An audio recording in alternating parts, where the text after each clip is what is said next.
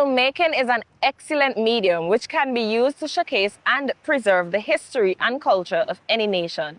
Over the years, talented filmmakers have been using this medium to showcase what makes this country's history and culture unique. Among them is Akley Olton. The API took the opportunity to share with you some of his interesting film projects. It's the month of March, and there are several activities taking place throughout the country to recognize our national hero Joseph Chatelier, as well as to recognize our unique culture, unique festivities, and of course to remember the struggles of our ancestors. Right next to me is a well-known local filmmaker, Mr. Akley Olton, someone who's continued to showcase this country's culture, this country's struggle to the entire world. Akley, of course, you have some new films out. Could you tell us about them? I wouldn't say I have new films out. Well, beyond the films that are in circuit right now, I would say the main one is Madulu. But I think we would have spoken about that one already. It's still doing really well. The next two line up in terms of screening, one of them is in France. It's showing at a festival called Fishermen of the World. And the other is in St. John, St. Thomas, where it's going to be showcased to some school children there to sort of like, show them that, the stuff in their community can be turned into cinematic projects or products. And, just to give a little encouragement. The folks in St. John, which is US Virgin Islands, have invited me, so I think next week I'll be going to, share the magic of cinema. Of course, and we know that right now, eyes are on filmmakers because we have the Haruna Film Festival, so we'll have a lot of local artists, regional artists, filmmakers, lots of talented individuals. In terms of that, you're a veteran in the business. You see from the inception of just an individual wanting to create a film, and now we're moving to a point where filmmaking is becoming a popular thing. Your views on the growth of the industry, how does it look to you? I met a guy recently. His name is Xavier. Oh my God, I forget his last. Stephens, I think. He's a young guy. Heavily invested when it comes to filmmaking in terms of the financial resource that he has put to equipment and things of that sort.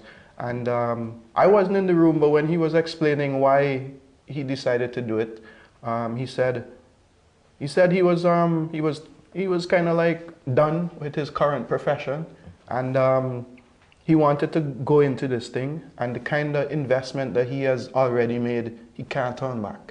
And when I heard that, I was like, yeah, boy, I feel like that's the exact attitude I had all those years ago. And maybe it wasn't like an economic investment, but it was like an attitude, that I'm gonna commit my time to this and my energy and my efforts, and I can't turn back. And yeah, it's really something, to be in this moment right now, to see that I was right. You were right to have listened to me. And yeah, people are making their lives out of this. People are pursuing new professions, and they're also helping to promote and diversify the cultural product of St. Vincent and the Grenadines. And those are things that I've been advocating for years. So to feel like I have people I could collaborate with right now, and not only that I have people to collaborate with, but I have so many, and that I could choose. Like, right, yeah, it's really encouraging right now. All right, of course. There are Vincentians who know your library of films. Always interesting, always something that showcases either the history of St. Vincent and the Grenadines or a particular cultural practice that we need to preserve. In terms of preserving a particular culture, could you highlight one of your films that you believe, this is the one I can say, yes, for culture, we look at this film because it shows so much unique things? Well, there are a few films that are about the indigenous history. So they have lots of information, like, and the persons who are featured in the film, like who's sharing the information, it's persons like Dr. Adrian Fraser.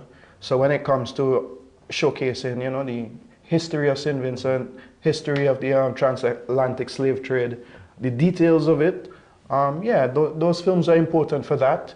I would say the Madulu the Seaman captures the essence of the Barrelly community in a time when, in a way, Barrelly is transitioning into reducing its whale hunting, you know, or the kinds of whales that it hunts. So it captures, in a kind of a way, the end of an era when it comes to the whaling culture in Barrelly. So I think those two kind of, like, you know, capture some unique Vincentianness. I also started in a kind of a way exploring other themes, and I've also started to explore narrative. I have another film that is not so popular. It hasn't really gone to any festivals, but it's a film that was produced as part of Commonwealth Writers Grant Opportunity.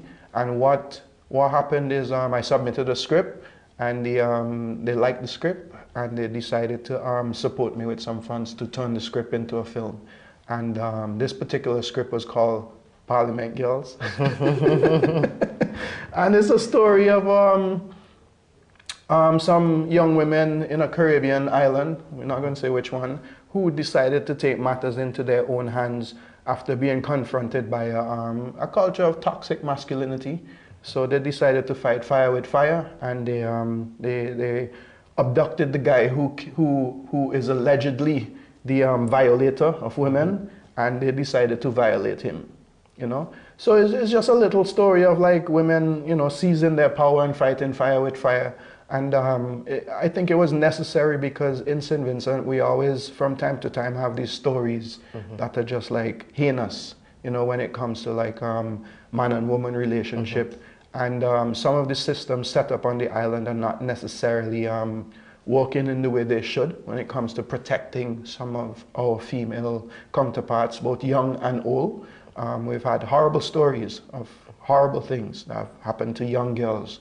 And I guess I wanted to, you know, just bring attention to that. I wanted the shock of seeing some woman torture and beat up a man to just, like, reverse the psychology a little bit, you know, because it's not something that we usually see in this society. So that one is, I guess, a new one for the audience, because it's not really out there. But again, it's accessible for every Vincent, and it's for free on YouTube if you're interested. And it's my name, Akley Olton, or Island Rebel Media on YouTube, and just check out the catalog. So there's that. The other thing that I would like, if I could just, yes, right, the other thing that I would like to, in a kind of a way, highlight on is the fact that this is Heritage Month, and of all the Heritage Months that we've experienced over the years, this one is really significant because the Prime Minister's announcement earlier last week about Baliso being reclaimed by the state is it's a very potent and important time when it comes to St. Vincent reclaiming its indigenous heritage. And in honor of that, I've been collaborating with the Garifuna Heritage Foundation for the past 2 days. Today's the last day. And what we've been doing is doing a series of film screenings at the university.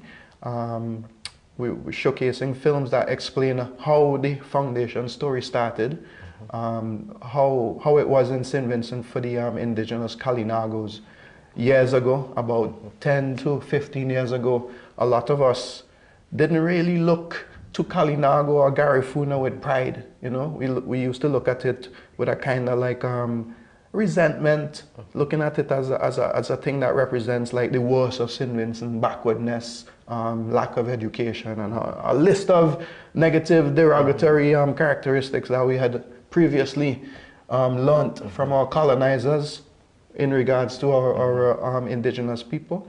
And yeah, so just going back to that give us an opportunity to kind of, like, see where we're at now, and to see, like, the victory that has unfolded in these past few years, where now maybe 99% of the island proudly affirms that we are Garifuna, and yeah, we don't really, you know, think of the indigenous people in the way that we used to, in the way that the colonials had taught us to. And yeah, I just wanted to join in and celebrate the foundation for the work that it's doing, transforming St. Vincent's relationship with itself, really. Of course, as you mentioned, this is a very important month in terms of history, and you made mention to Baliso, which is a very important topic for Vincentians. But of course, there's also a film that you produced some time back, which also showcased history and how that has helped to evolve a particular community, which is Sugarlands. In terms of that particular film, remind the public, you know, what this film is all about and some of the things you discovered while putting together your information. So Sugarlands is a film about slavery in St. Vincent. Essentially, it tells the story of St. Vincent's colonization as a documentary that you could interface with and consume easily. And it also zooms in on Camden Park in particular, and how Camden Park has a relationship to the University of Wales, Trinity St. David in the UK.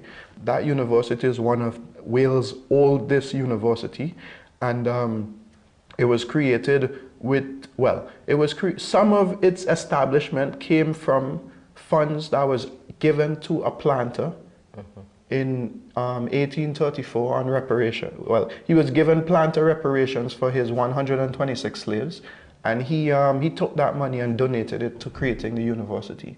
So the project itself was funded by the university because they felt it was important to have the story be told, but not from their point of view, from a Vincentian point of view, to just to let people know how things went. And also for me as the filmmaker, it was to really let Vincentians know that they have a stake out there in the world, that they have made significant contributions even before St. Vincent became a nation. Like the proceeds of our sweat and toil, right?